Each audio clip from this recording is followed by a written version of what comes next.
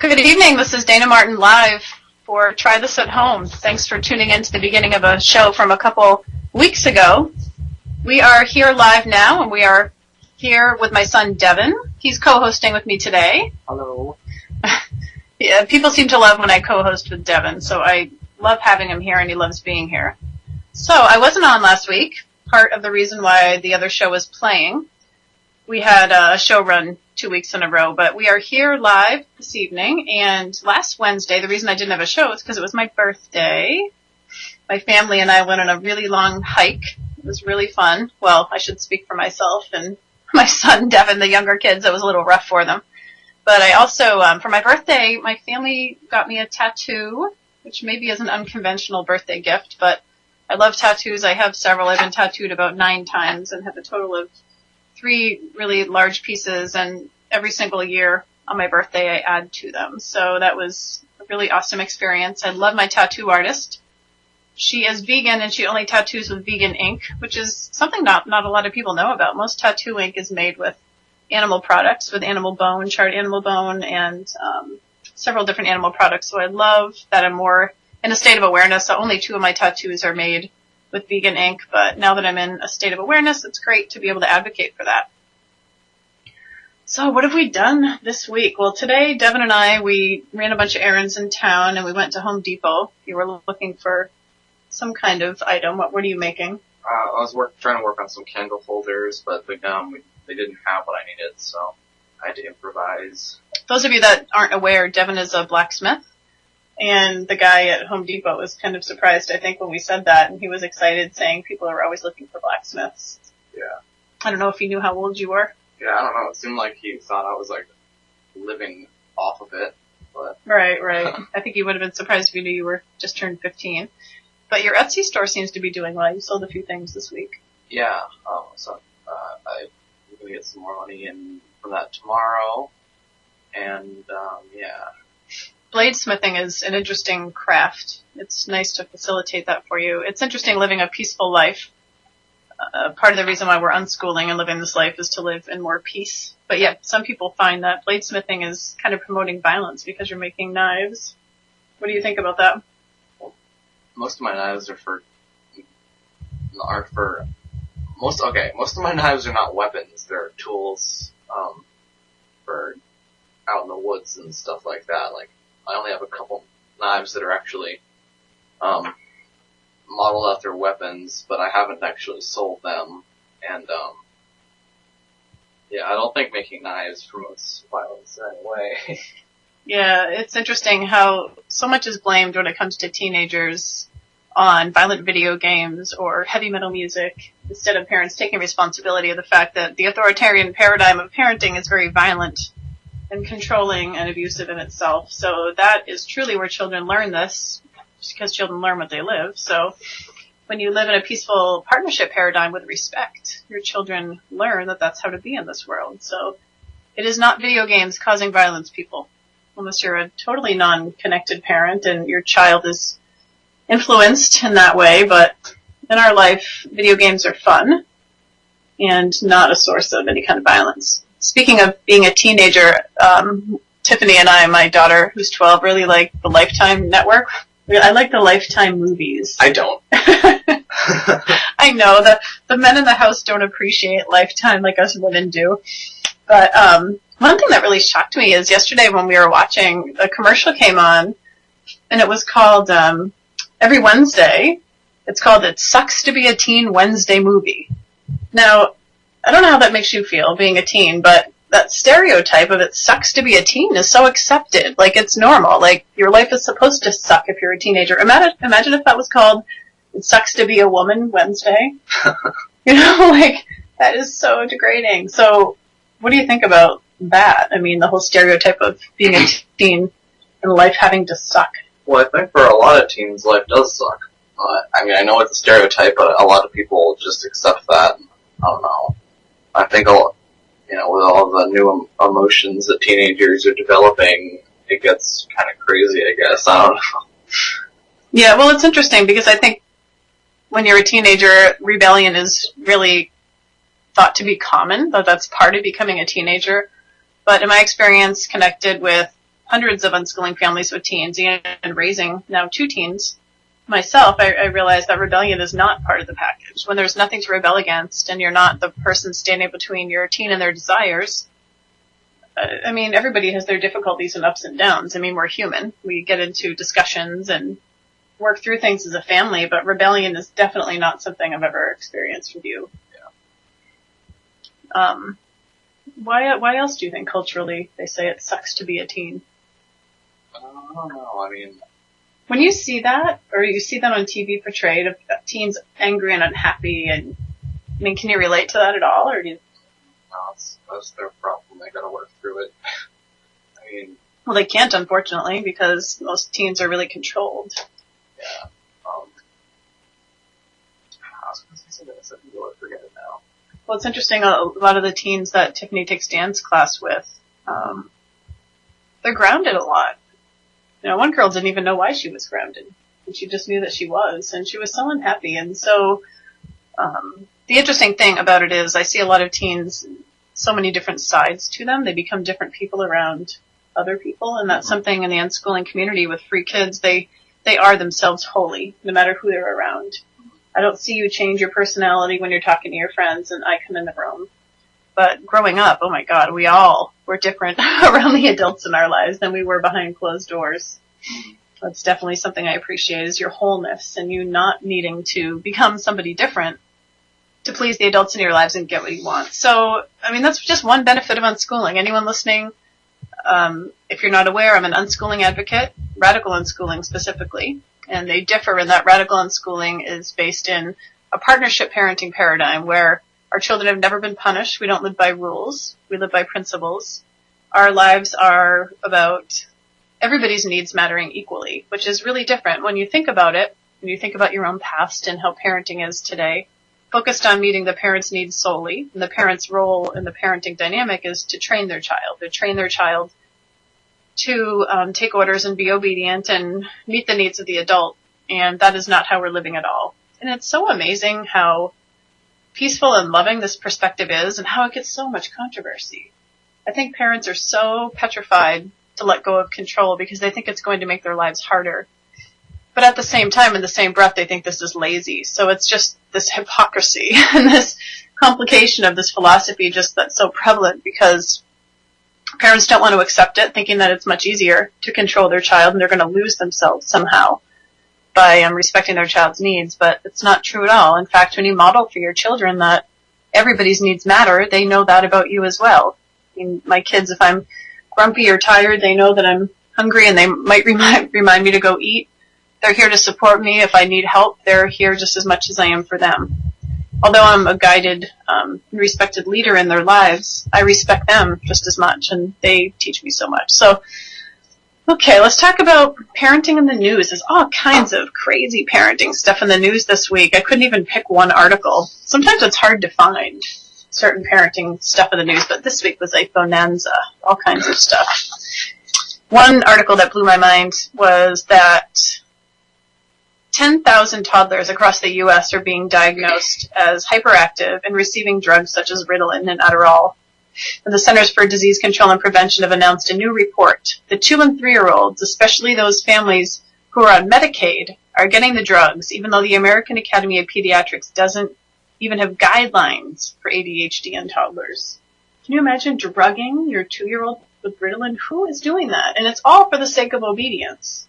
It's all so the parents can control the child more. And the really sad thing about it is from an evolutionary standpoint, in human history, I was reading this great article about how children born today in this generation are highly sensitive, and they are change makers. They are being born completely resistant and pushing up against authority and saying, no, I'm here for so much more than just mere obedience and taking orders and being subservient. I am here to make change, and my needs matter.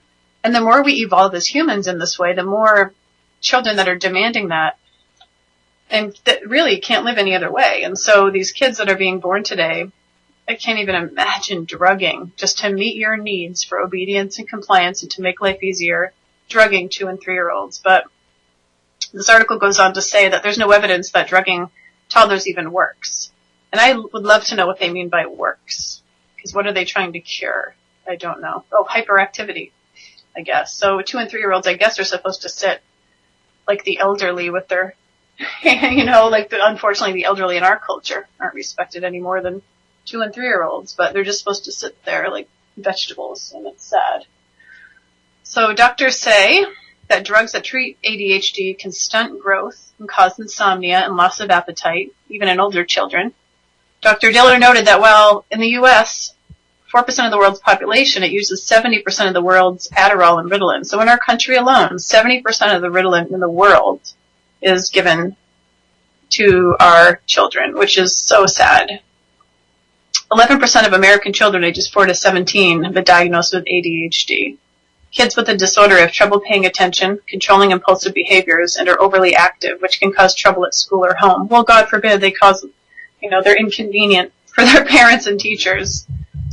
Can our culture see how unbelievably unjust this is to drug children from being children? You cannot. The side effects and the results of doing this to kids is so profound. You're hurting children's minds. You're changing who they're meant to be. I absolutely love that we're not part of this system. I find it really important to research this kind of thing, to know what the world is like. I had a girl that was going to be on the show tonight, and her parents wouldn't let her be on because she was in school, and they were fearful of what it would mean if a lot of people knew who she was and making herself public on the show. And there's so much fear in our culture. There's fear of this level of freedom. And I work with parents regularly who fear is the backdrop. Okay, let me finish this article. Some doctors say ADHD medications could be a last resort physicians turn to when toddlers might harm themselves. But others note having lots of energy and acting out is simply part of being a young child. Many parents are disturbed by the CDC's findings. I don't know how you diagnose somebody. I mean, if they're hyper all over the place, then you probably have a 2-year-old, says Craig Lewis, a dad. Hello, amen. Doctors say more studies are needed of the effects of ADHD drugs on children so young. The CDC's findings follow a trend that found 7.5% of U.S. children ages 6 to 17 are taking some sort of prescription medicine for emotional or behavioral difficulties. The sad thing is the emotional and behavioral difficulties are caused by the advice of the very people, doctors and so-called experts, that are prescribing these drugs. And to me, I kind of wonder if it's part of a bigger picture, a bigger scheme. It kind of reminds me of, I've been a childbirth teacher for almost 13 years now, and I think about the fact that so many of the problems that happen during birth are caused by the medical management of birth. That if there was no intervention or no messing with the natural process, then these side effects and dangers wouldn't even occur to begin with. So the very people that are causing your so-called problems or emergencies are the ones that are then fixing it.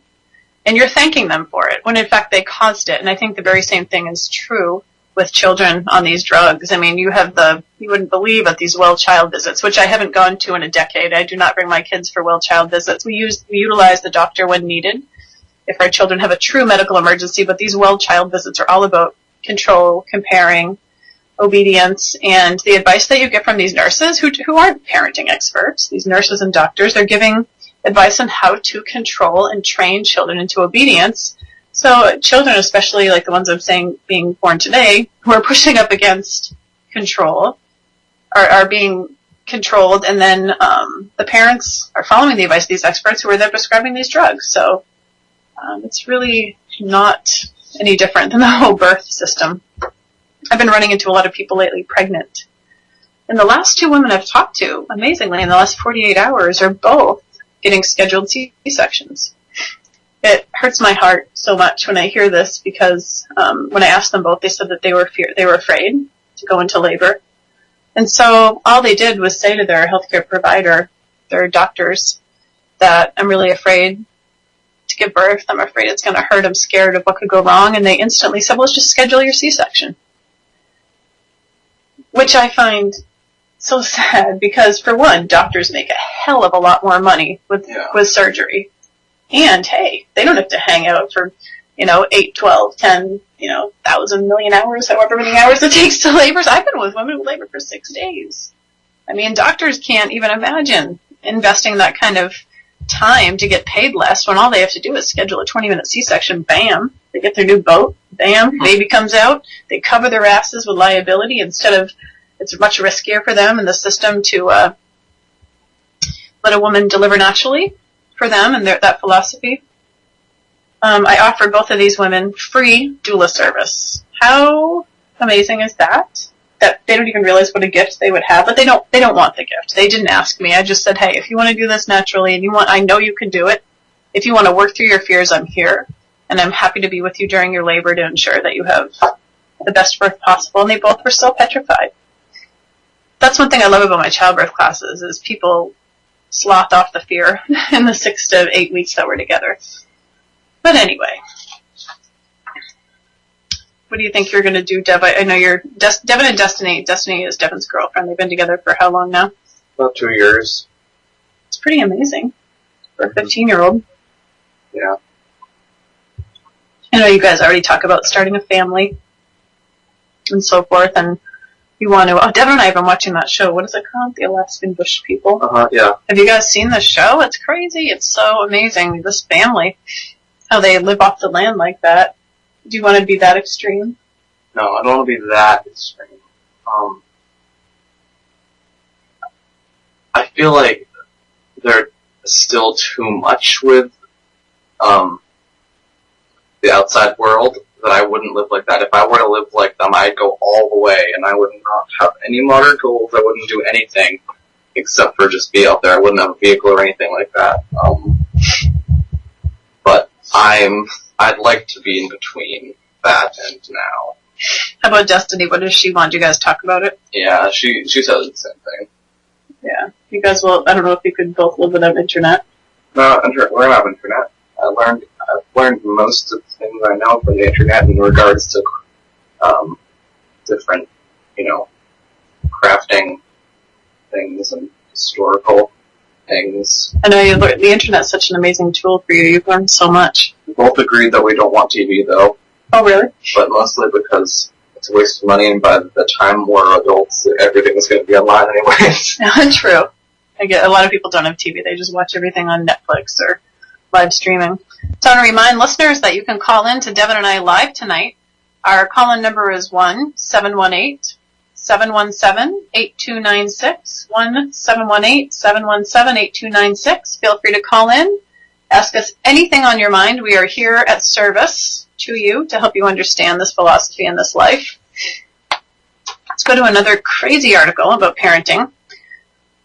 Is this child abuse? Devin, tell me if you think this is child abuse. A 17-year-old drops after eating only chicken nuggets since age 2. The teenager taken to the hospital after passing out from complications due to a hazardous diet. Now, this is a slippery slope here, Deb, because the article says that the mom allowed her to eat whatever she wanted. Let me just go on to read, and you tell me your opinion, but hear the whole thing first. Stacey Irvine looks surprisingly well for a 17-year-old who's eaten only chicken nuggets since she was 2. But when she recently went to the hospital after passing out from struggling to breathe, doctors told her that she absolutely had to eat more healthy. She's been told that in no uncertain terms that she'll die if she carries on like this. But Stacey says she can't eat anything else. Her mom, Yvonne, told UK's Daily Mail, "It breaks my heart to see her eating those damn nuggets. I'm at my wit's end. I'm praying she can be helped before it's too late." Stacey claims never to have tasted fruit or vegetables in her life, but admits to sometimes eating fries and toast. "McDonald's chicken nuggets are my favorite," said Stacey. Yvonne says her 2 younger children eat normally and that she's tried depriving Stacey of food to force her to expand her repertoire. In the hospital, Stacey was injected with much-needed vitamins, and doctors found that she suffered from anemia and inflamed veins in her tongue due to her obsessive diet. I've never heard of inflamed veins on someone's tongue.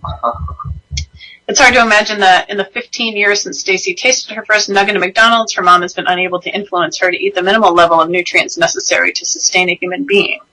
Do you think this level of leniency qualifies as abuse? How have you gotten your kids to expand beyond their comfort foods? Well, I wouldn't really say it's leniency, because I would love to hear the behind the scenes of how this mother really dealt with it. Because if she dealt with threats and control, the resistance and rebellion to eating healthy foods would make perfectly logical sense to me. Mm-hmm. So to me, this feels like I know in my life with you guys, you used to, when you were young, you would have like breads and crackers. And I think when a child's really young, say 2, their diet is really limited. They don't like a lot of things. They kind of stick to what they know and what they like. And the older they get, the more experimental they get. But with freedom and non-control, giving you information, you believe what I say. I'm not trying to control you. Yeah. Well,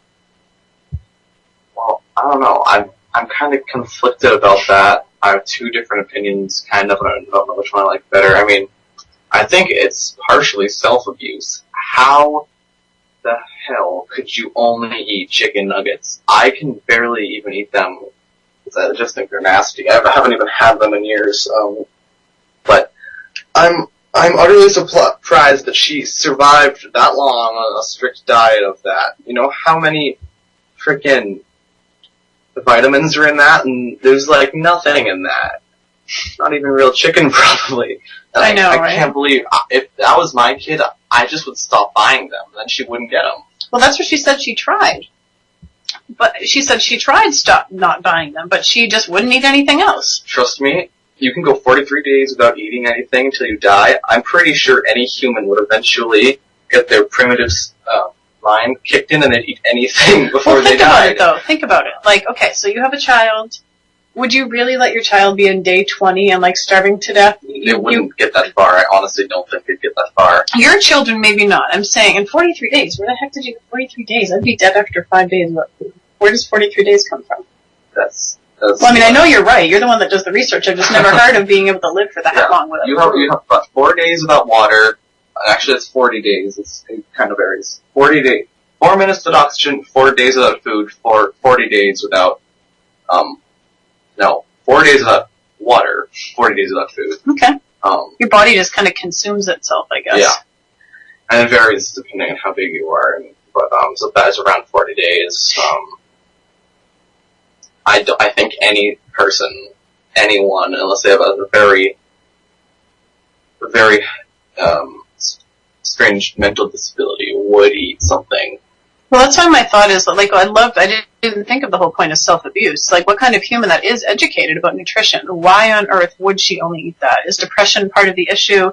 Is she not happy? Why would you only feed yourself, the one being you're supposed to love the most and nurture and care for? If the mother didn't educate, you have to educate and be in partnership to be influential toward your kids. They need to trust what you're saying. And if this mother was in a state of complete control and shame and fear and anger and threats, I could totally see where a child would be like, fuck you, no, I'm not eating anything but this. You try to control me. It's almost like a weird form of anorexia or a weird form of control. I know anorexia, when I was a teenager, I suffered from anorexia for 2.5, almost 3 years, and I know that it was all about control. It was the one thing in my life I could control when everything around me was controlled and forced and unhappy. So you wonder, with this girl, what else was going on. So I don't think anybody could judge. I definitely don't think it was abuse any more than what if she was anorexic? Would that be considered abuse? She doesn't look like that. Well, no, I'm just saying. Yeah. Well, obviously she's not. Yeah.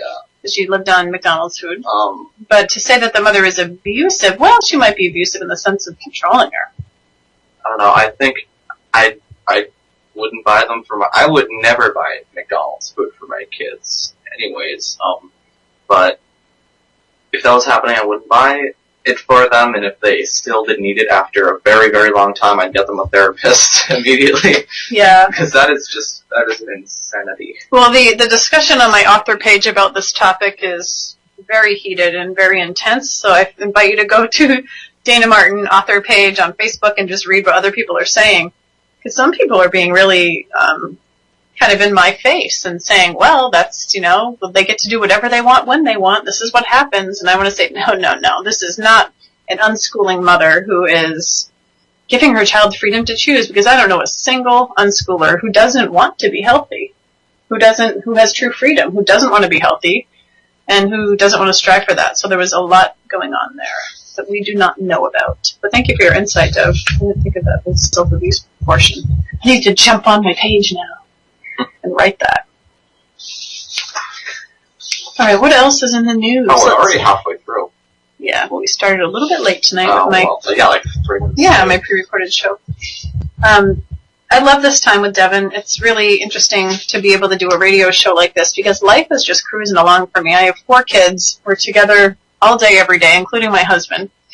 Right before I came up here for the show, I dyed Ivy's hair. She wanted her hair ombre, and for those of you that don't know, it's when like the bottom half is lighter than the top half. So I was bleaching her hair right down to minutes before the show and getting sweet potatoes in the oven. And I'm running up here to connect with all of you. So please, again, feel free to call in. We'd love to have your questions or just comments. Call in. Let us know how you're feeling about what we're sharing tonight. The call-in number is 1-718-717-8296. And I want to take this moment to thank UCY Radio. They have been an amazing support. I've never experienced having a radio show before, so I don't know what to compare it to. And all I can say is this is a really amazing network to be connected with.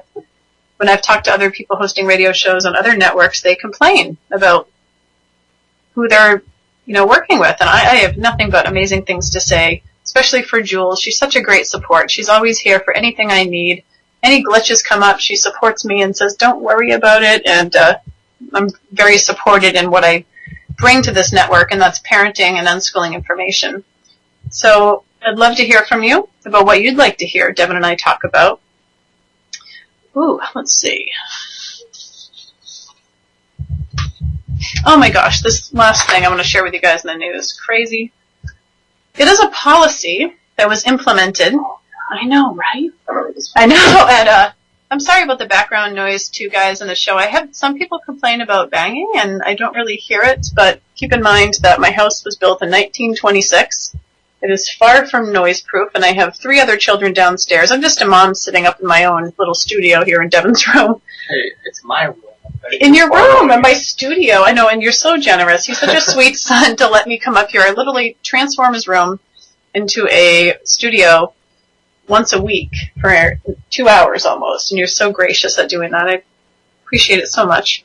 But we have a dog and 3 kids and a husband, so things might be loud in the background. Sorry, this is what you get. So, okay, a policy implemented by a 3rd grade teacher at Mill Plain Elementary forces children to pay $50 in Monopoly money in order to use the restroom. Children receive the fake cash for good behavior and can also choose to buy pizza, popcorn, and toys. Toys? Wait, what grade is it? 3rd grade. Oh. Children receive the fake cash for good behavior. Yes, that's wonderful. Just to go pee. You have to be good to have a basic human function. Jasmine Al-Ayadi, whose daughter Reem wet herself, says that she supports children learning the value of money, but argues that the bathroom policy goes too far. When it comes to a bathroom issue, when a child has to pay money to use the bathroom, that's just plain wrong, said the mother to KATU News. It's inhumane, and that's a health issue. Al-Ayadi says Reem, who is down to her last $50, desperately wanted to buy popcorn with her friends and attempted to wait until after class to use the bathroom. Okay, if you want to use the bathroom, it's going to cost you $50, but then you don't have money to buy popcorn, she said. What do you think a child's going to do? Reem, who had no choice but to now change into boys' basketball shorts provided by the school, says she was picked on by fellow students. It didn't feel so well because I had to wear boys' pants and I got teased, she said. Despite being told that she would be contacted by the school's principal on Friday, the mother said that she only heard from the school after a second child came forward. Mersharon Ortega, whose daughter Lillian wet herself that same day, was visibly upset with the policy as well. What kind of kid is going to spend money to go to the bathroom? No child should have to pay to use the restroom. Are you kidding me? That's absolutely insane. Ortega, who had to change into using a used pair of clothes, also says she felt humiliated. It makes me feel kind of horrible in somebody else's pants and undies, said Lillian. The teacher in question was not seen at the school Monday, reported leaving while an investigation was underway. This is school, Al-Ayadi said. This isn't jail. This isn't a prison. We send our kids to school to learn and get a good education. Well, surprise, surprise, mothers of America. This is like jail, and it is like a prison. And this is just one more example of how that's true. I know so many people are resistant to hearing this.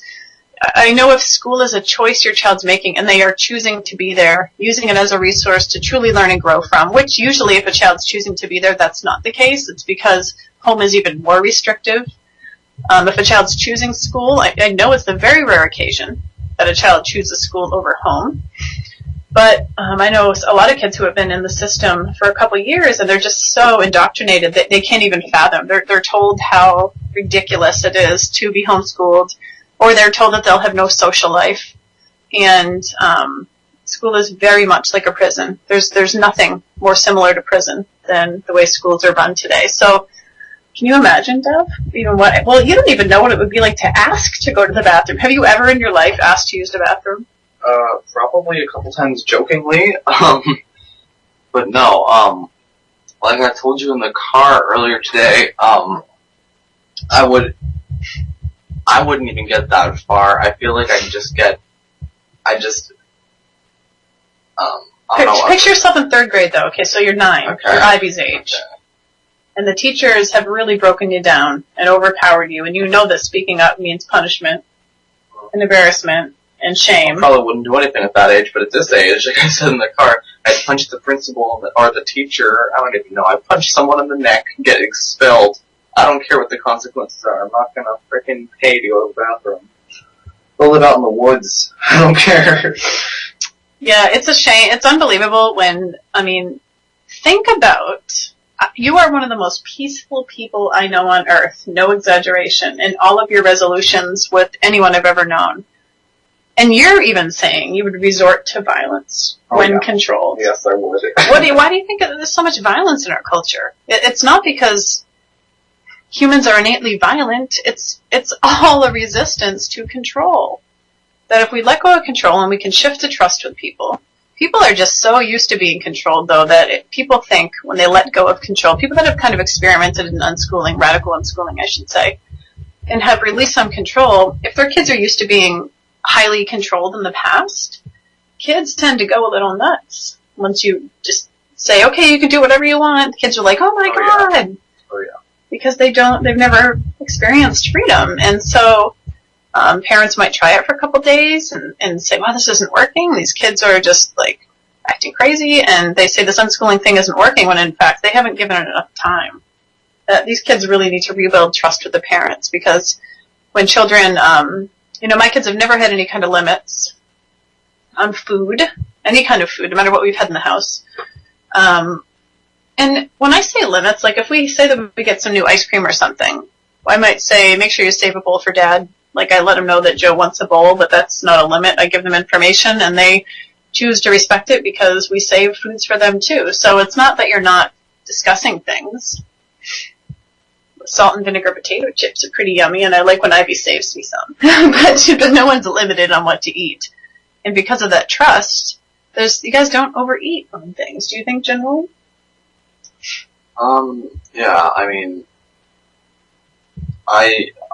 Yeah, half you guys are vegan. No, you and Tiffany are vegan, so that cuts a lot of the food kind of stuff in half.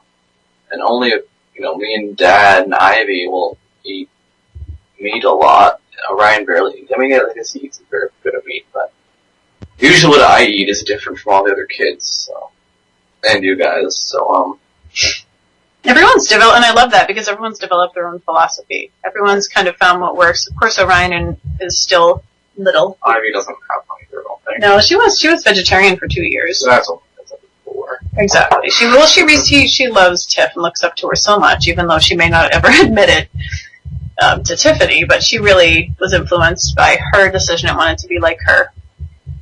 So she started eating meat again, which I fully support. Which it's amazing when you label yourself and you put yourself in any kind of box, you set yourself up for a lot of judgment by people that all they know are certain degrees of, like, say, veganism, for example.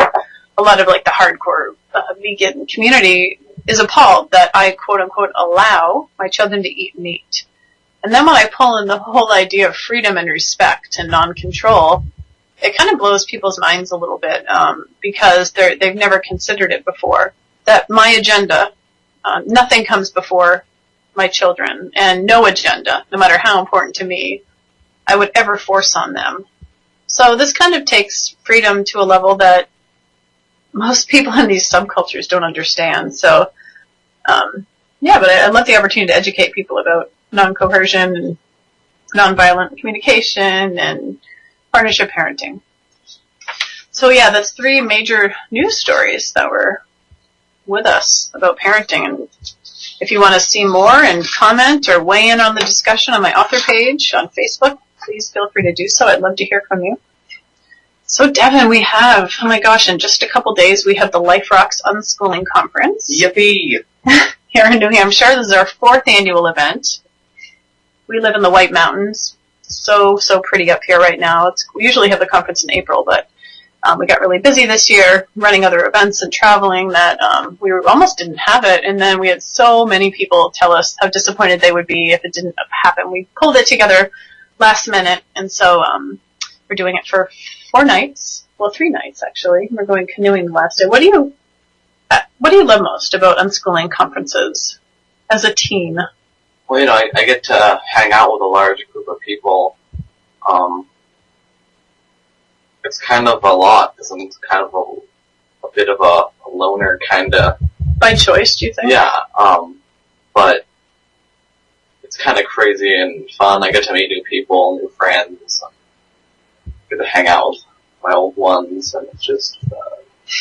It is really fun. It's great, I think, when any subculture, anyone listening, I'm sure, can relate. When you have a passion about something and you're walking the road less traveled in any way, it feels so good to come together with like-minded people. You don't have to explain yourself. Everybody just gets you on a certain level. And that's what these conferences offer. It's just like a family vacation, basically, a bunch of unschoolers coming together who have the same passions in life. At the same time, we get probably half of our attendees are new to unschooling. And so I offer sessions where I speak and educate people about what the philosophy is about, and we have a lot of different events. We have Dr. Peter Gray, who wrote the book Free to Learn. He's a professor at Boston University, and he is sharing the first study ever conducted and his first presentation ever on this big study that he's done of 75 grown unschoolers and what they're doing now. And I cannot wait to hear it. That'll be cool. I didn't know we could do that. Yeah, I mean, it's going to be so empowering to hear the results of this study, because unschooling, even though it's based in instinctual wisdom and people did it, this is what people did pretty much before schools, it's still really new in our culture. It's, to me, a very evolved, leading edge philosophy of parenting and education. Our family was the first family to ever, quote unquote, come out as an unschooling family in public, in the media. And holy moly, did we receive a lot of crap about that from other unschooling advocates who really wanted to keep the movement grassroots.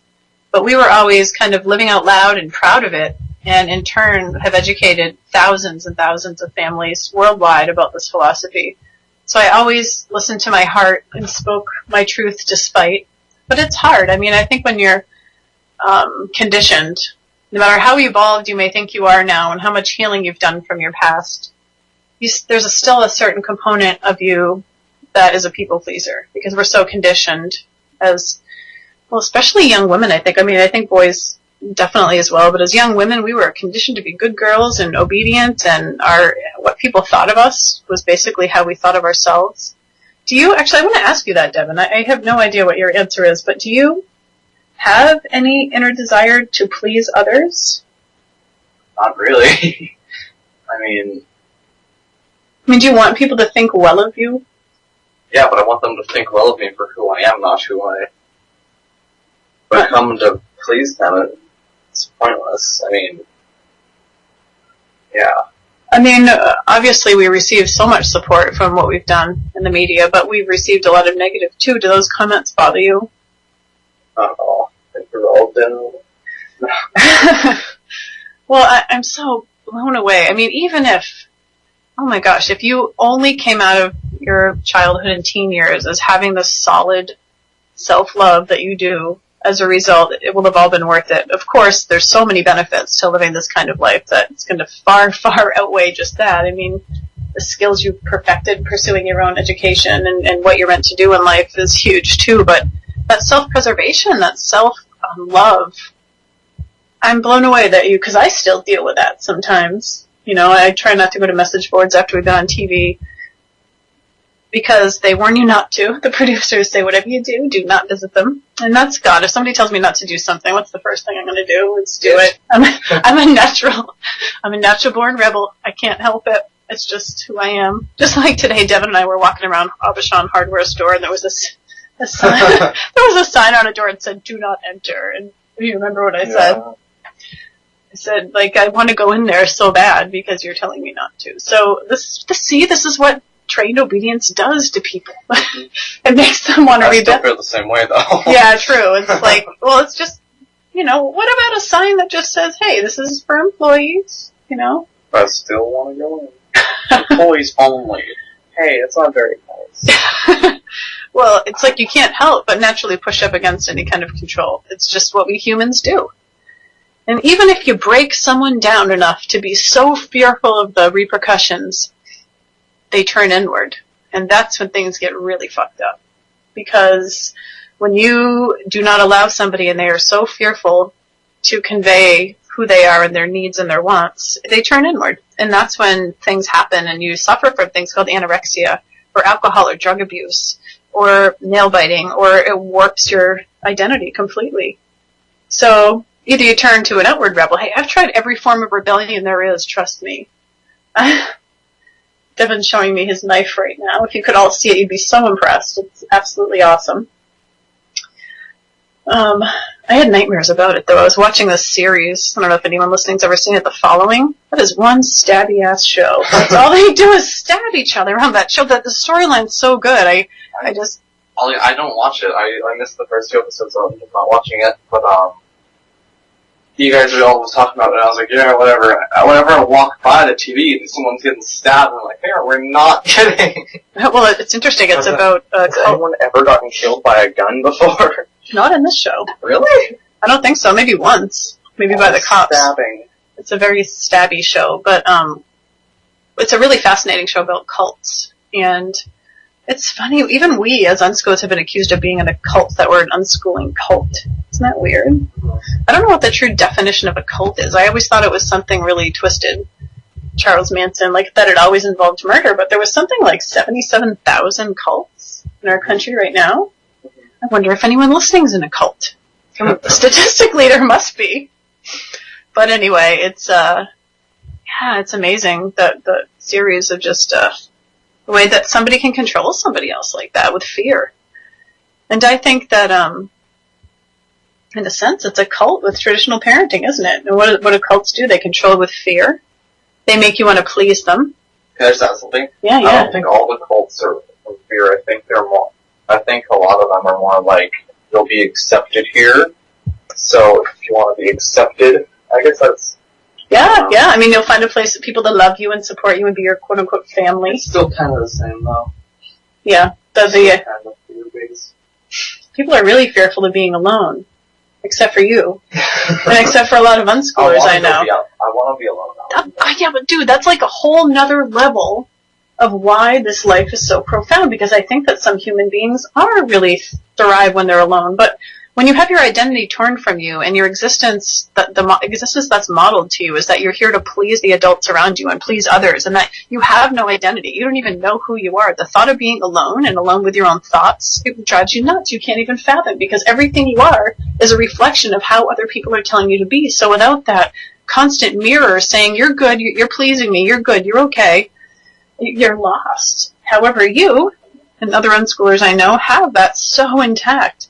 I would love to be in your head. I want to see what's going on I want to see what's going on in your mind, because so much of human existence and what's natural is self-doubt. For a lot of people, self-doubt, fear, it's like neurotic inner chatter.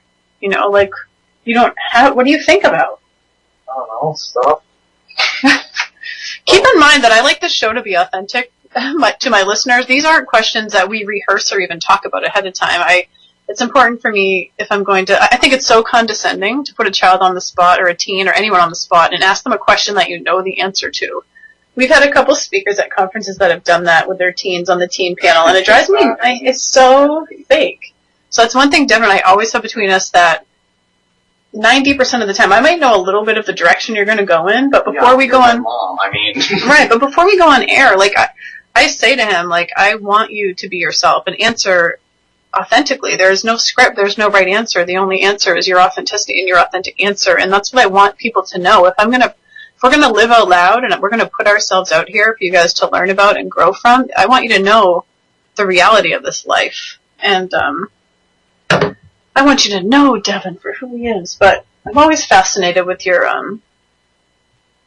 with your self-preservation. So on the that show that we're watching, Lost Bush People? yeah, it was interesting, and it really got me thinking because the dad on the show, he lost his whole family in a plane crash. So he then in turn had how many kids? 8? 8 kids. 8 kids. 5 boys. No. We had 7 kids. 2...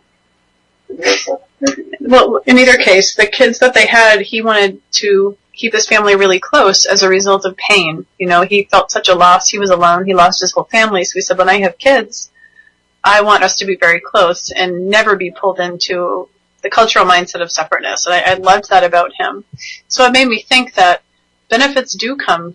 It depends on who you are as a person. I think sometimes when you go through tragedy and pain and control and abuse as a child, one of 2 things can happen. And either you become sick as an adult and you do what your parents did, you just repeat things, or you drug yourself and medicate yourself, or you go on to use that as your benefit. And to me, living the life that I did, I knew that when I had kids, I wanted them to have freedom and I wanted them to have respect that I never had. And so to me, now looking back, I'm so grateful for anything I went through as a child and teen so I can give you a better life. So I think you can take anything you've been through and turn it around to be extremely beneficial. What do you think, Devin, after having 2 sisters that drive you nuts? That's an understatement. That's reality right there. Devin has a really hard time with his sisters lately. I don't know if it's an age thing. It's a music thing, mostly. Music? Well, being teens, music I know is really important too. It's not even that important to me. I just don't like theirs at all. Why? It's just terrible. It's all poppy, and the lyrics are terrible, and they're completely sexist and racist, and it's just terrible. I don't know why people want to listen to such horrible music. Usually the music I listen to doesn't even have any lyrics. Yeah, I much prefer the music that you listen to. But anyway, so every child is different regardless if they're raised in an unschooling life or not. I think Tiffany, she loves modern pop culture as we've talked about before, and Ivy just kind of loves whatever. She's open to her listening to whatever. And Orion pretty much just likes Minecraft right now. Yeah. So we have the UK Peaceful Parenting and Natural Learning Conference happening this September in Peterborough, United Kingdom. So if I have any listeners over in the UK, you guys have got to come to this event and meet us, connect with Devin, connect with other unschoolers and people that are living this life. We have a lot of young adults coming without kids. This isn't just for families. This is for anyone wishing to learn about this new partnership paradigm that's, when I say it's new culturally, but it is growing fast. I can't believe how many people I have connect with me every day, every week, every month. Hundreds, if not thousands, of more families have connected, and we're helping people understand this life so much. I wrote an article today that I thought I would read to you guys to kind of wind out the show. It's short. I'd say I don't even know if you'd call it an article. It's like a couple paragraphs, but I was inspired by a question that I received. Wait, Mom, before you start, yeah. There's a new TV show on in 5 minutes.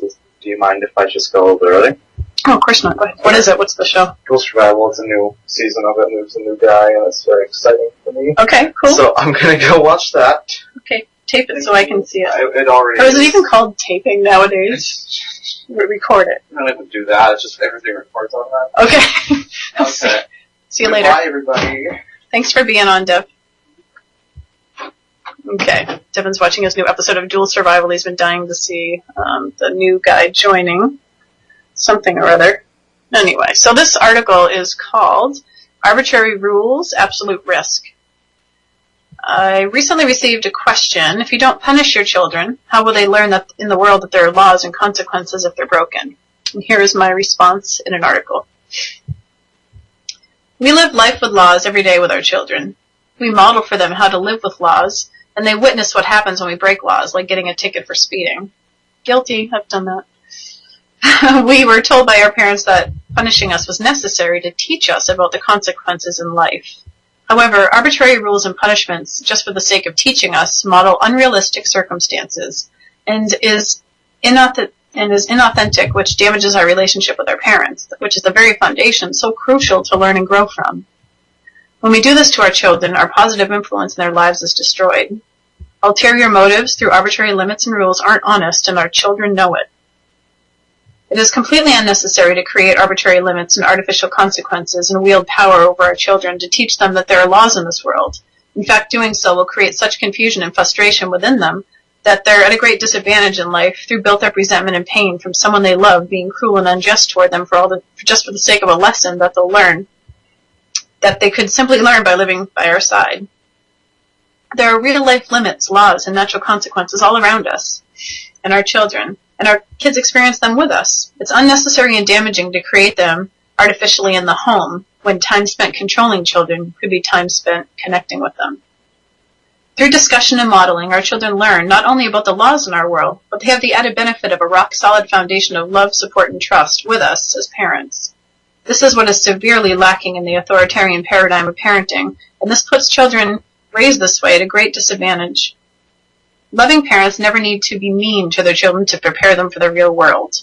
And punishments, I will say to my listeners, punishments do model meanness, regardless of how you think your children are perceiving it. They are not learning the lesson at all that you think they're learning from it. They're learning that power rules and that their parents are mean to them. And it just wrecks the trust that's so essential for your child if you're supposed to be teaching them and guiding them and educating them about things. When you ruin that trust, they don't believe you. They have so much built up resentment that they're not allowed to show. Like we talked about, they turn it inward, or they don't take you seriously or believe you ever if you can't take them seriously and respect them. So, okay, when love is the guiding force of learning about our world instead of fear, we prepare children to live in our world with reverence and love for others and allow them to be in a place of acceptance and understanding for the laws that they choose to live with. Now, I say they choose to live with because if there's certain laws that are different from country to country, and if you don't like some of the laws here, you can move. You have that choice and freedom. We talk about laws, and I think that some are ridiculous, and we do talk about them. We talk about why we obey them. Unfortunately, there's many rules that don't feel just to us, but we choose to live in this country. So as a result, sometimes you just have to live with them. But it doesn't mean that you can't make strides to change them in a peaceful way, which is something that I'm going to talk about on a future show. So for those of you that have tuned in tonight, thank you so much for listening. I am so grateful to be walking this path of supporting other people and educating them about this life. It's not something I ever thought I would do. I was a really shy girl. When I was a young girl, I remember throwing up before oral reports the next day. I hated it. I hated speaking in front of people. I thought I was so bad at things like that, when the truth was, all of those years, was that I didn't like to be forced to speak about things that didn't have any meaning in my life and that I didn't care about. It's amazing how you can blossom as a person and reach your full potential when you have the freedom to speak about things that make you feel alive and things that make you feel so empowered and things that you want to support other people on the path of. So thank you so much for supporting me and inviting me into your home to share with you about my beliefs. I know that sometimes I'm a lone voice talking about these kind of things, but I believe it in my heart, and I see the amazing results of hundreds, if not thousands,